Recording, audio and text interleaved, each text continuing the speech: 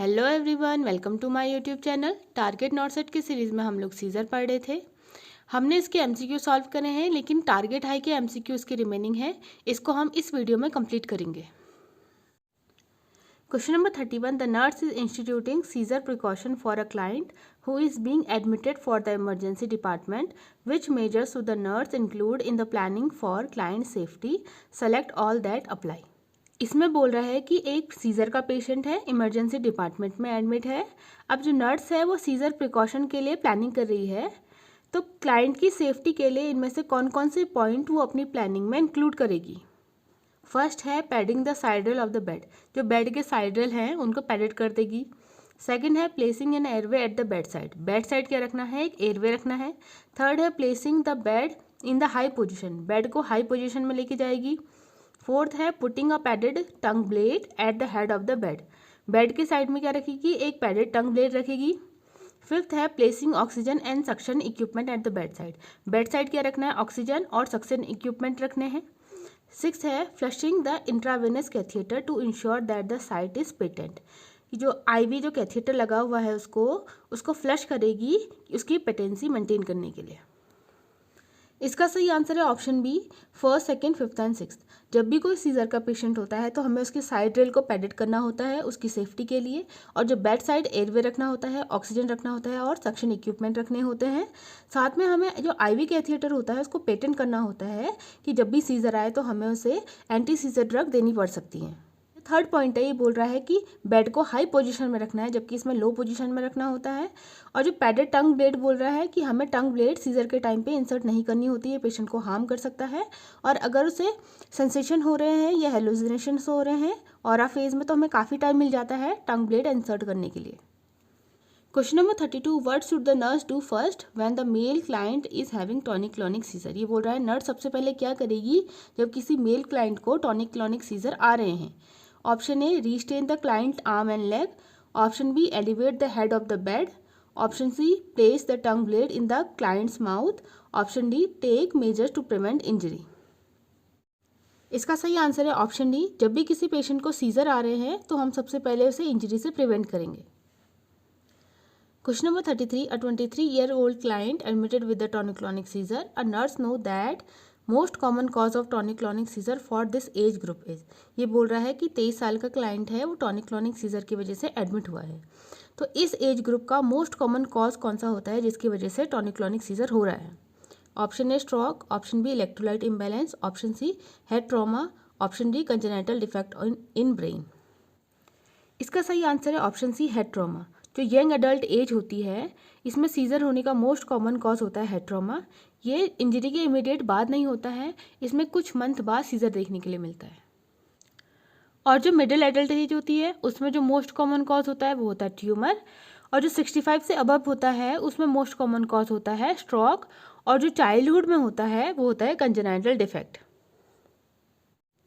Question number 34, which of the following diagnostic evaluation is useful to detect seizure. इनमें से कौन सा ऐसा डायग्नोस्टिक इवेल्युएशन है जो सीजर को डिटेक्ट करता है। Option A CT scan, option B EEG, option C MRI, option D X ray. इसका सही आंसर है ऑप्शन बी ईईजी। जो ईईजी होता है वो ब्रेन की इलेक्ट्रिकल एक्टिविटी को मॉनिटर करता है, और टाइप ऑफ सीजर को आइडेंटिफाई करने के लिए भी हम ईईजी करते हैं। Question number 35, which action should the nurse implement to prevent aspiration in the patient who is experiencing seizure in the bed. ये बोल रहा है एक पेशेंट है जिसे सीजर आ रहे हैं, तो इनमें से वो क्या एक्शन लेगी जिसकी वजह से पेशेंट को एस्पिरेशन ना हो। Option A elevate the head, option B loosen restrictive clothing, option C position the client on the side with the head flex forward, option D use tongue repressor between teeth. इसका सही answer है option सी, जब भी patient को scissor आता है तो हम उसको साइड में लेटा देते हैं और जो उसका हेड है इसको आगे की ओर को झुका देते हैं, जिससे जितना भी सिक्रीशन है वो मुंह से बाहर निकल जाए और एस्पिरेशन ना हो। Question number 36, most common type of seizure in early childhood period is. Early childhood period में जो मोस्ट कॉमन टाइप का सीजर कौन सा होता है। Option A intracranial infection, option B febrile illness, option C intracranial malignancy, option D electrolyte imbalance. इसका सही answer है option B febrile illness. High fever की वजह से अर्ली चाइल्डहुड में सीजर सबसे ज़्यादा देखने के लिए मिलता है।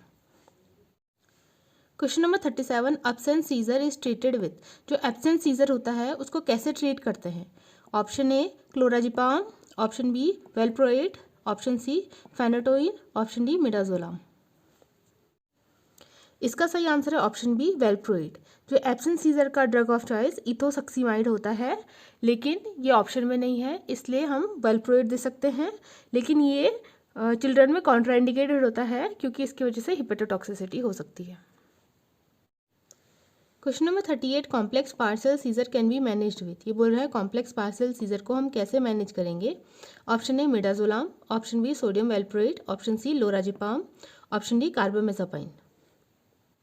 इसका सही आंसर है ऑप्शन डी कार्बामेज़ापाइन। जो कॉम्प्लेक्स पार्सल सीजर में हम कार्बामेज़ापाइन ड्रग देते हैं। Question number 39, health education to a client on phenytoin therapy include. ये बोल रहा है कि एक क्लाइंट है फेनाटोइन ड्रग ले रहा है, तो हम उसको क्या हेल्थ एजुकेशन देंगे? Option A report for blood monitoring as order to avoid toxicity, option B use soft bristle brush to avoid injury to oral mucosa, option C quit the habit of consuming alcohol, option D all of the above. इसका सही answer है option D all of the above. जो phenytoin drug होती है इसका जो therapeutic window होता है बहुत नैरो होता है, तो इसकी वजह से टॉक्सिसिटी हो सकती है, इसलिए हम ब्लड मॉनिटरिंग करेंगे। साथ में इसकी वजह से प्लेटलेट काउंट भी डाउन हो जाता है, जिसकी वजह से ब्लीडिंग हो सकती है, इसलिए हमें सॉफ्ट ब्रिसल ब्रश यूज़ करना है और साथ में हमें अल्कोहल की हैबिट भी क्विट करनी है। Question number 40, important nursing intervention for a client having a tonic clonic seizure. एक पेशेंट है, उसे टॉनिक क्लॉनिक सीजर आ रहे हैं, तो उसके लिए नर्स को सबसे इंपॉर्टेंट क्या इंटरवेंशन लेने होंगे? Option A maintaining a patent airway, option B restrain the client, option C intubate the client, option D insert Foley's catheter. इसका सही आंसर है option A maintain the patent airway. इसमें हम क्लाइंट को रिस्टेन नहीं करते हैं, इंटूबेट भी करने की जरूरत नहीं होती है, फॉलिस कैथेटर लगाने की भी जरूरत नहीं होती है। Question number 41, drug of choice for status epilepticus is. जो स्टेटस एपिलेप्टिकस के ड्रग ऑफ चॉइस क्या होती है? Option A midazolam, option B benzodiazepine, option C lorazepam, option D phenytoin. इसका सही आंसर है ऑप्शन बी बेंजोडाइजापीन। जो स्टेटस एपिलेप्टिकस का ड्रग ऑफ चॉइस होता है डाइजेपाम, और जो डाइजेपाम है बेंजोडाइजापीन ग्रुप का ड्रग है। Question number 42, a client recall headache and unusual sensation before seizure attack, it is known as. ये बोल रहा है कि एक पेशेंट है, वो बोल रहा है कि सीजर आने से पहले मुझे अनयूजुअल सेंसेशन हुए, साथ में हेडेक भी हुआ। तो ये किस स्टेज को डिनोट करता है? Option A atonic seizure, option B aura, option C tonic, option D clonic. इसका सही आंसर है ऑप्शन बी ऑरा। जो सीजर आने से पहले की स्टेज को ऑरा बोलते हैं, इसमें अनयूजुअल सेंसेशन होता है, हेलुसिनेशन होता है और हेडेक भी होता है। तो ये क्लास यहीं पर ही खत्म होती है। अगर आपको ये क्लास अच्छी लगी हो तो please like and subscribe my channel and press the bell icon, जिससे आपको आने वाली वीडियोस का नोटिफिकेशन मिलता रहे। Thank you.